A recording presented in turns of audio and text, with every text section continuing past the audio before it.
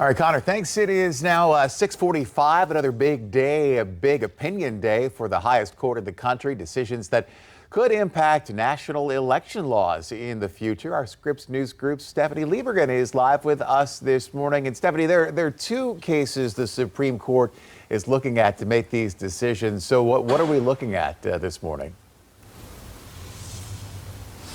Hey, Blaine, good morning. Well, the court has just 8 cases remaining. 7 of the 8 are considered major cases, so we're all but guaranteed to get a big case decision from the Supreme Court today. And among those 7 cases are the 2 election cases. One of them deals with vote-by-mail deadlines. This is a case stemming out of Mississippi, a state that allows mail-in ballots that are postmarked by Election Day to arrive up to 5 business days later. That rule is being challenged, and that's what the court is considering, whether all states need to have their mail-in ballots all returned and received by Election Day. So what the court says here could impact mail-in voting deadlines in at least 15 states, including in Virginia.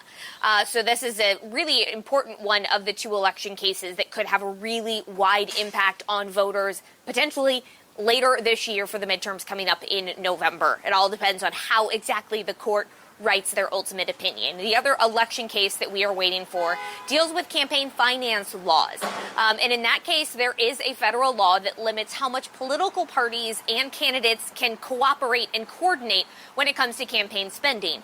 The National Republican Senatorial Committee, so the Republicans in the Senate, basically their organization, is challenging that law, arguing that having a limit on how much political parties and candidates can coordinate and spend together, that limit violates the First Amendment. So that's the other election-related case that the court, that we are waiting for the court's decision on, Blaine. But again, these are just 2 of the 8 remaining cases. We never know which case the court's going to hand down in advance or how many cases the court is planning to hand down. But with just 8 cases left, and typically the court tries to wrap everything up by the end of June and not trickle into July, we very much so could see about half the cases handed down today, maybe another opinion day tomorrow where the remaining cases are handed down.